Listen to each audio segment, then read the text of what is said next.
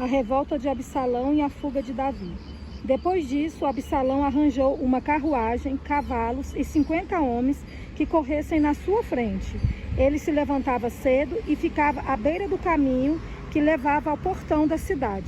Quando passava um homem que tinha alguma demanda que devia ser submetida ao rei para julgamento, Absalão o chamava a si e lhe dizia: "De que cidade você é?"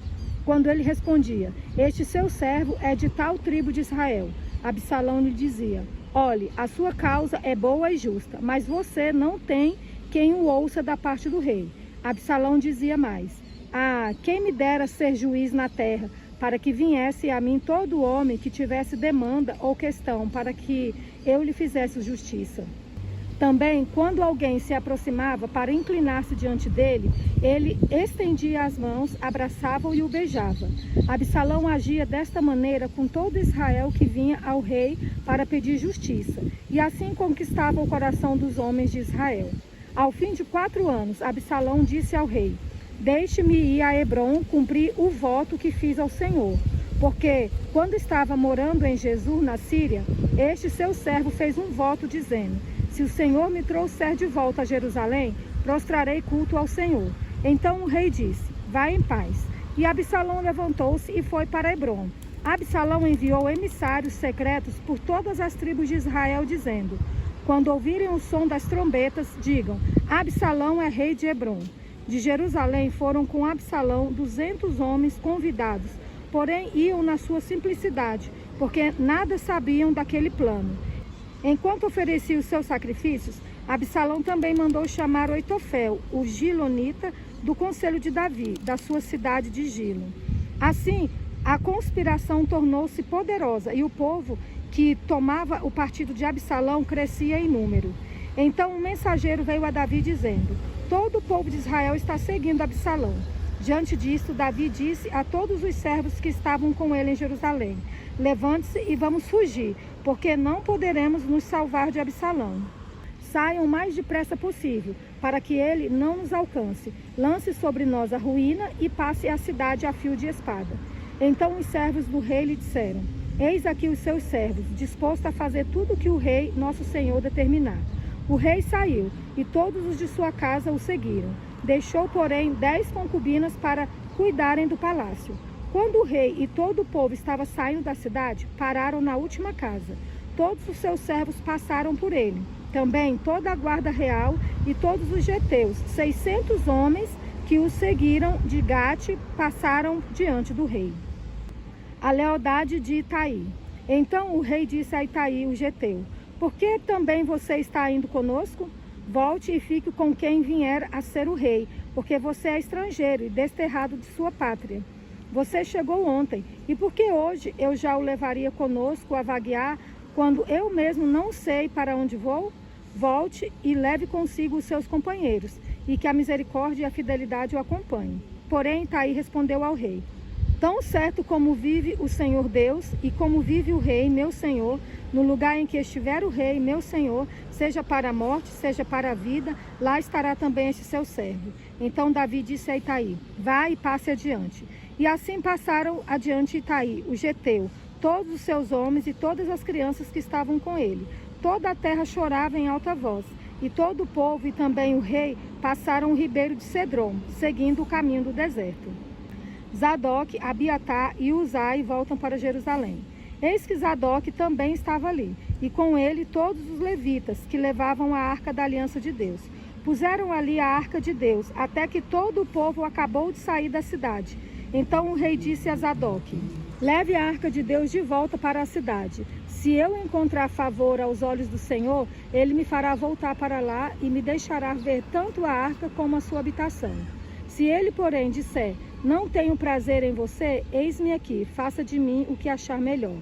O rei disse mais a Zadok, o sacerdote: "Ó vidente, volte em paz para a cidade com o seu filho Aimaas, e com Abiatar e o filho dele Jonatã. Vejam, vou ficar esperando nos vales do deserto, até que me venham notícias de vocês." Então Zadok e Abiatar levaram a arca de Deus de volta para Jerusalém e lá ficaram. Davi seguiu pela encosta do Monte das Oliveiras, subindo e chorando. Tinha a cabeça coberta e caminhava descalço. Todo o povo que ia com ele, de cabeça coberta, subiu chorando. Então contaram a Davi que Aitofel estava entre os que conspiravam com Absalão. Por isso Davi orou dizendo: Ó Senhor, peço-te que transformes em loucura o conselho de Aitofel. Quando Davi chegou ao alto do monte, onde se costuma adorar a Deus, eis que Uzai, o arquita, veio encontrar-se com ele, de manto rasgado e com terra sobre a cabeça. Davi lhe disse: Se você for comigo, será um peso para mim. Mas se voltar para a cidade e disser a Absalão: Eu serei, ó rei, seu servo, como no passado fui servo de seu pai, assim agora serei seu servo. Você poderá me ajudar a frustrar o conselho de Aitofel.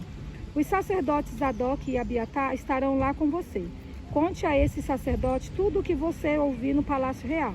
Lá estão também os filhos deles, Aimás, filho de Zadok, e Jonatas, filho de Abiatar. Por meio deles, vocês podem me mandar notícias de todas as coisas que ouvirem.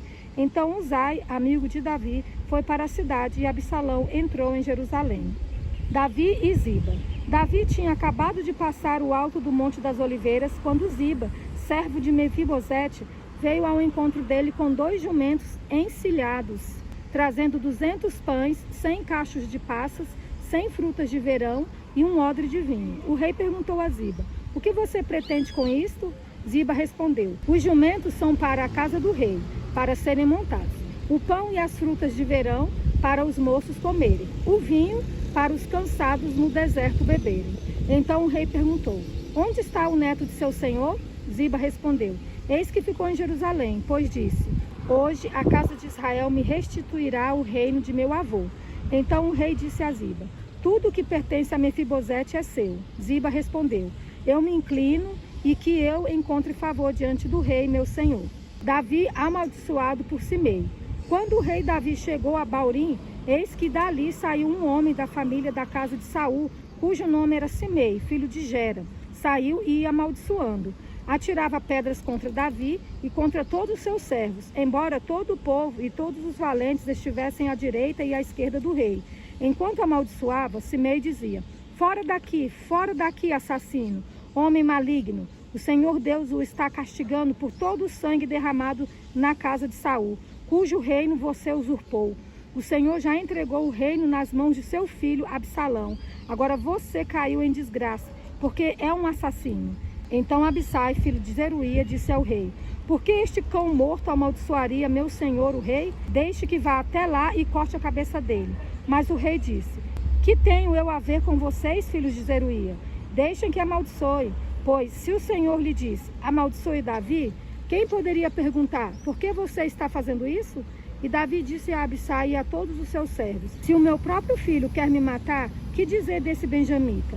Deixe-no em paz, que amaldiçoe, pois o Senhor lhe ordenou. Talvez o Senhor olhe para a minha aflição e o Senhor reverta em bênçãos a maldição que ele está proferindo no dia de hoje. E assim Davi e os seus homens prosseguiram o caminho. Também Simei ia pela encosta do monte, ao lado dele, caminhando e amaldiçoando, e atirava pedras e terra contra ele. O rei e todo o povo que ia com ele chegaram exaustos ao Jordão e ali descansaram. Absalão em Jerusalém. Absalão e todo o povo, homens de Israel, entraram em Jerusalém, e Aitofel estava com ele. Quando Uzai, o arquita, amigo de Davi, se apresentou a Absalão, disse a ele: Viva o rei, viva o rei! Porém Absalão disse a Uzai: É esta a sua fidelidade para com o seu amigo Davi? Por que você não foi com o seu amigo? Uzai respondeu a Absalão: Não, aquele a quem o Senhor elegeu e que foi escolhido por todo este povo e todos os homens de Israel, dele serei e com ele ficarei. Além disso, a quem serviria eu? Será que não seria ao filho do rei? Como servi ao seu pai, assim servirei a você. Então Absalão perguntou a Aitofel: O que vocês aconselham que devemos fazer? Aitofel respondeu a Absalão: Tenha relações com as concubinas de seu pai, que ele deixou para cuidar do palácio. Todo Israel ficará sabendo que você se fez odioso para com o seu pai, e todos os que estão com você ficarão animados. Então armaram uma tenda para Absalão no terraço, e ali, à vista de todo Israel, ele teve relações com as concubinas de seu pai. O conselho que Aitofel dava naqueles dias era como resposta de Deus a uma consulta. Tanto Davi como Absalão seguiam os conselhos de Aitofel. Os conselhos de Aitofel e de Uzai. Depois Aitofel disse a Absalão: deixe-me escolher 12.000 homens e me disporei e perseguirei Davi esta noite. Vou surpreendê-lo enquanto está cansado e desanimado. Farei com que entre em pânico e todo o povo que está com ele fugirá. Então matarei apenas o rei. Trarei todo o povo de volta para você, pois a volta de todos depende daquele a quem você procura matar. Assim todo o povo estará em paz. Este parecer agradou a Absalão e a todos os anciãos de Israel. Mas Absalão disse: chamem agora Uzai, o arquita, e ouçamos também o que ele tem a dizer. Quando Uzai chegou, Absalão lhe falou, dizendo: o parecer de Aitofel é este. Vamos fazer o que ele falou? Se não, diga você o que devemos fazer. Então Uzai disse a Absalão: desta vez o conselho de Aitofel não é bom. Uzai continuou: você conhece o seu pai e os seus homens, e sabe que são valentes e estão enfurecidos como a ursa no campo, roubada dos seus filhos. Além disso, seu pai é homem de guerra e não passará a noite com o povo. Eis que agora deve estar escondido em alguma caverna ou em outro lugar qualquer. E se acontecer que você tenha algumas baixas no primeiro ataque, cada um que ouvir isso dirá que houve matança no povo em que segue Absalão. Então, até o homem valente, cujo coração é como o coração de leão, com certeza irá desanimar, porque todo Israel sabe que o seu pai é um herói e que os que estão com ele são homens valentes. Eu aconselho que, a toda pressa, se reúna em torno de você todo Israel, desde Dan até Beceba, em multidão como a areia do mar, e que você mesmo os guie na batalha. Então o atacaremos onde quer que se encontre, e facilmente cairemos sobre ele, como o orvalho cai sobre a terra. E não ficará ele nem nenhum dos homens que estão com ele, nem um só. Se ele se retirar para alguma cidade, todo Israel levará cordas àquela cidade, e nós arrastaremos até o ribeiro, até que lá não fique nenhuma só pedrinha. Então Absalão e todos os homens de Israel disseram: o conselho de Uzai, o arquita, é melhor do que o conselho de Aitofel. Acontece que o Senhor havia decidido frustrar o bom conselho de Aitofel, para que o mal viesse sobre Absalão. Davi é avisado e foge. Então Uzai disse aos sacerdotes Zadok e Abiatar: assim Aitofel aconselhou a Absalão e aos anciãos de Israel, mas assim e assim aconselhei eu. Agora, pois, mandem depressa a seguinte mensagem a Davi: não passe essa noite nos vales do deserto, mas atravesse logo o rio, para que não seja destruído o rei e todo o povo que com ele está. Jonatas e Aimaas estavam em Enrogel. Uma criada ia até lá e lhes passava informações, que eles depois transmitiam ao rei Davi. Eles não podiam ser vistos entrar na cidade. Mas o moço os viu e contou a Absalão. Então os dois partiram às pressas e entraram na casa de um homem em Baurim, que tinha um poço no seu pátio, ao qual desceram. A mulher desse homem pegou uma coberta e a estendeu sobre a boca do poço, e espalhou grãos de cereais sobre ela. E assim ninguém suspeitou de nada. Quando os servos de Absalão chegaram àquela casa, perguntaram à mulher: onde estão Aimaas e Jonatas? A mulher respondeu: já passaram o ribeiro. Eles saíram a procurá-los, mas não o conseguiram achar. Então voltaram para Jerusalém. Depois que eles foram embora, os dois logo saíram do poço e foram avisar o rei Davi. Disseram: levante-se e passem depressa as águas, porque assim e assim aconselhou Aitofel contra vocês. Então Davi e todo o povo que estava com ele se levantaram e passaram o Jordão. Quando amanheceu, não havia um só que não tivesse passado o Jordão. Quando Aitofel viu que o seu conselho não tinha sido seguido, preparou o jumento e foi para casa, na cidade em que morava. Pôs em ordem os seus negócios e se enforcou, morreu, e foi sepultado na sepultura de seu pai. Davi chegou a Mainaim. Absalão, tendo passado o Jordão com todos os homens de Israel, colocou Amasa no comando do exército, em lugar de Joabe. Amasa era filho de certo homem chamado Itra, o ismaelita, que era casado com Abigail, filha de Naás e irmã de Zeruía, a mãe de Joabe. E assim o povo de Israel e Absalão acamparam na terra de Gileade. Quando Davi chegou a Manaim, Sobe, filho de Naás, de Rabá, dos filhos de Amon, e Maqui, filho de Amiel, de Lodebá, e Barzilai, o gileadita, de Rogelim, trouxeram camas, bacias e vasilhas de barro, além de trigo, cevada, farinha, grãos torrados, favas e lentilhas. Também mel, coalhada, ovelhas e queijos de leite de vaca. levaram isso a Davi e ao povo que estava com ele, para que comessem, porque disseram: este povo no deserto está faminto, cansado e sedento. E esta foi a leitura de hoje.